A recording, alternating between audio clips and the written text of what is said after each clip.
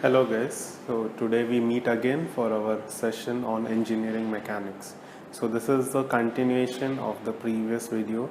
In the previous video we had seen about forces, the types of forces and the different analysis of resolution of a force. This will be the continuation from there on. The first topic which we are going to cover today is moment of a force. The first topic is going to be moment of a force. Now forces, as we know, they are vector quantities, so they require direction and magnitude, and as well as the third criteria, which is point of application. Now if a force is acting on a center of mass of a body, center of mass of a body is a theoretical concept in which we assume that the mass of that body is concentrated at that point. So if a force is applied on this center, then the body has a tendency to move in a linear way. If the force is apart from that center, if the force is applied at some other points other than that center, then there is a tendency of that force to rotate that body. This tendency of a force to rotate a body about a certain point is called as moment of a force. Moment is a vector quantity just like force. So it requires magnitude and direction. The magnitude has been stated that F is equal to F into D, where F is the force which is applied and D is the perpendicular distance of the force from the point about which the body is making this rotatory motion. To get that sense of the direction for moment, the moment has two directions. The directions are nothing but, since it is a rotatory motion, it can move in the clockwise direction or in the anti-clockwise direction. Let us define this some arbitrary body over here with some point O and A on it. A is the point where the force has been applied and O is the point about which the body is going to move in the rotatory fashion. So the distance D is basically the perpendicular distance of the force from the point about which it is going to perform the rotatory motion, and F is the magnitude of the force which is applied. So as you can see, about that point my force is going to move in this fashion, and this way is called as my clockwise way. Just like in vectors, our coordinate system defines the positive and the negative value of the magnitude. In the same way, the clockwise and the anti-clockwise defines the positive and the negative for a moment. If my force is going to move the body in the clockwise direction, then that is considered as negative. If it is moving in the anti-clockwise direction, then it becomes a positive. If we change the point of application of my force from this point A to some other point B, I will again consider distance D from here, the perpendicular distance D, and having the same magnitude F. In this case, my magnitude still remains the product of my force and the distance of the force of the point of application of the force to the point about which the body is going to move in the rotatory fashion. But the direction is going to be in the anti-clockwise direction. As you can see, my force is applied over here and this point is the point about which it is going to rotate. So my M has changed its direction from clockwise to anti-clockwise direction. This anti-clockwise direction is considered as positive and it should be shown in this fashion. If the moment is in the clockwise direction, then it should be shown with the magnitude F into D and a clockwise arrow shown. So that is all about my moment of a force. Next topic is resultant of a force. Now there may be many forces in my system. Now if I want to represent those forces with a single force, then that is what is called as resultant of a force. So I am representing whatever number of forces present in the system with a single force.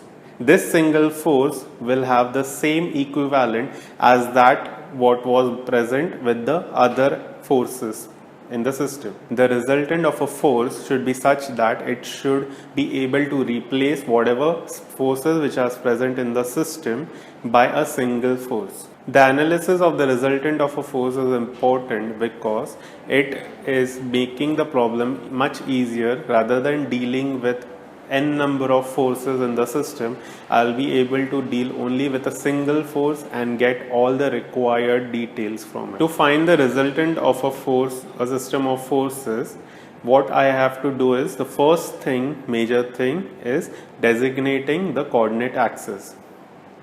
Once the coordinate axis has been designated, then after that the only important thing remaining is finding the magnitudes of the forces present in the system and also their direction. The direction in this case means it is the angles which the forces are making with the either of the coordinate axes. Once that is done, what we do is we simply find resolution of each and every force about each and every coordinate axis. After finding the resolution of all the forces, what we do is we take all the resolutions along the x-axis of the forces and add them along with their magnitude and sense, that is either positive or negative. We do the same thing for the resolution along the y-axis. Once that is known, we designate those values as summation fx and summation fy. Let this value be A and this be B. To get the magnitude of my resultant, what I simply do is finding root of A square plus B square, where A square was my resolution of the forces along the x coordinate and B was resolution of my forces along the y coordinate. So this gives me the magnitude of my resultant. To get the direction, I take simply tan inverse of B by A. These two together will give me my magnitude and direction of the resultant force.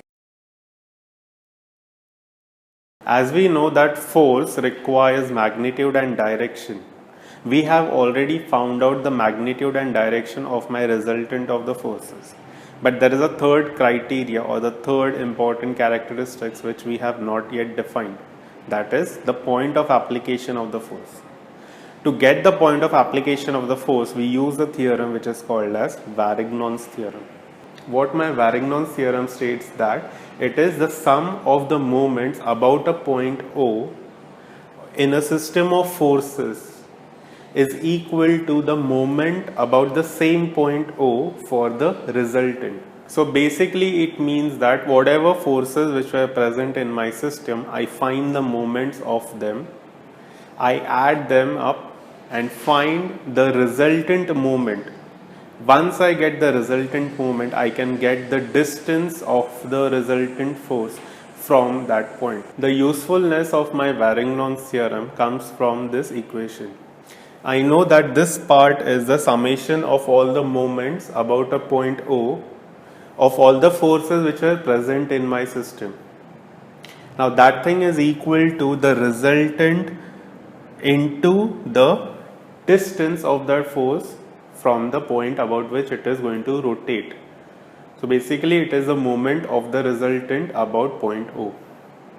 In this case, I don't know what is this D. It's basically D is the point at which the force or the resultant is acting. To find D, I simply then divide the summation of the moments by the magnitude of the resultant to get the value of D, that is distance of that force from the point O. So this is how my Varignon's theorem helps me to fulfill the task of finding the resultant of a force. If two forces which are equal in magnitude and parallel to each other but opposite in direction and are displaced or have a distance of d between them, then they form something which is called as a couple. Couple has the magnitude as of f into d. Whenever you will be encountering couples in your problem, they will be shown either with this sign or the sign.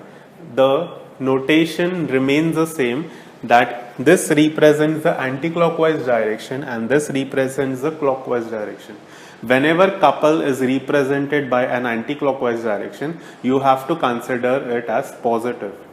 Whenever it is represented by clockwise direction, you have to consider as negative. There are few characteristics of couple which you should know. When you have to cancel a couple, you require a couple. A force cannot do so. The second important thing of a couple is that a couple is fixed for a object. If in a problem the value of the couple is given, it's going to be fixed for every case. Like if you are considering to find moment of the force about a point, then the value of the couple will be same irrespective of about what point you are finding the moment. Next topic is principle of transmissibility. What this principle of transmissibility states is that if a force is along this direction where it is having where the point of application of the force is A, then I can move this force from A to B if my B is lying on the same line as in the direction of A and the force. That is what is called as principle of transmissibility. Now this helps in analysis of the system of forces when we come to the problem section. The next very important topic is called as free body diagram. It is all in short called as FBD. Now FBD is a diagrammatical representation of any body, in which case my body is freed from all the point of contacts it is having and they are replaced by the reaction forces which the point of contacts were having, along with all the other forces which were acting on the object. In this particular problem, I am having two spheres which are kept in contact with each other in a cavity.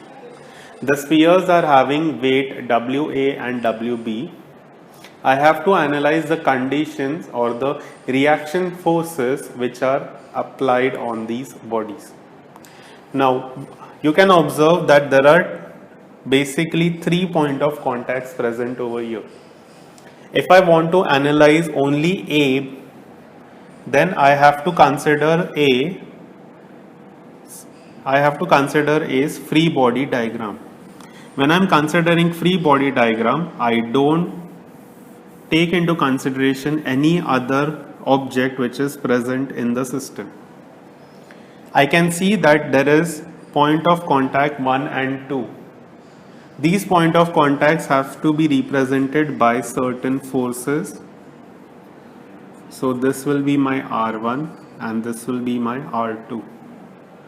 It has also weight to this, so it will have a downward force which is representing the gravitational pull or the weight of the body.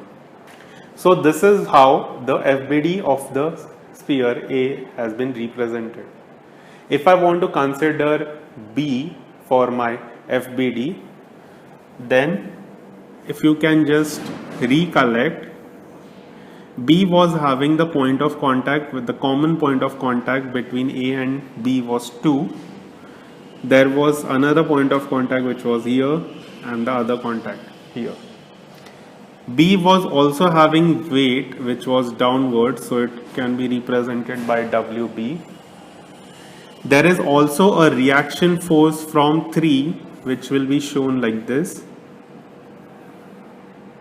And since there was reaction from B to A which was in this direction, from A to B the reaction force will be in the opposite direction but same magnitude. And another force which was from this point of contact. So we have represented the FBD of my sphere A and FBD of sphere B. Once we have understood the FBD of any body, the next thing which we have to understand is the types of support. Basically, the support gives a direction to the motion of the body, or it gives a staticness to the body. So there are different types of supports which we have to see. The first type of support is going to be roller support. Now these are the two representation of a roller support in any system. A roller support basically gives the object to move freely in one dimensional only. It does not obstruct its motion in that direction. It allows its direction in one dimension, and it also allows its angular motion in that direction. So this object over here can perform a linear motion in this way, it can perform angular motion in this way, but it cannot perform this motion, that is in the y direction. It cannot perform any motion.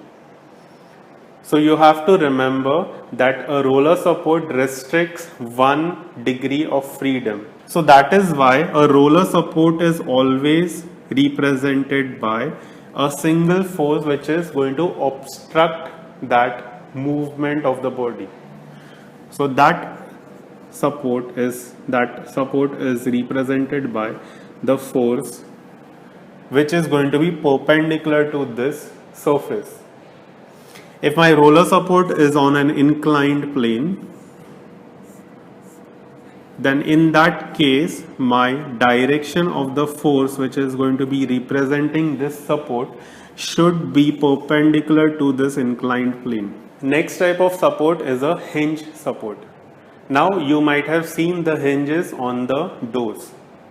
The doors with the hinges are always moving in an angular fashion. They cannot perform any sort of linear motion either in the x or in the y. My hinge support always restricts 2 degree of freedom. That means it does not allow its motion in the horizontal direction or the vertical direction. The representation of a hinge support is shown like this.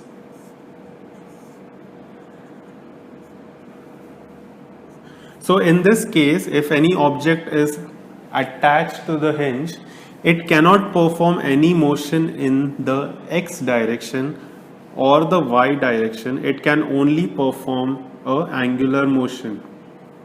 A hinge support is always showing two set of forces, one which is in the horizontal direction and the other which is in the vertical direction. The third type of support is fixed support. As the name suggests, the support is fixing everything. So in this case, I do not have any degree of freedom whatsoever.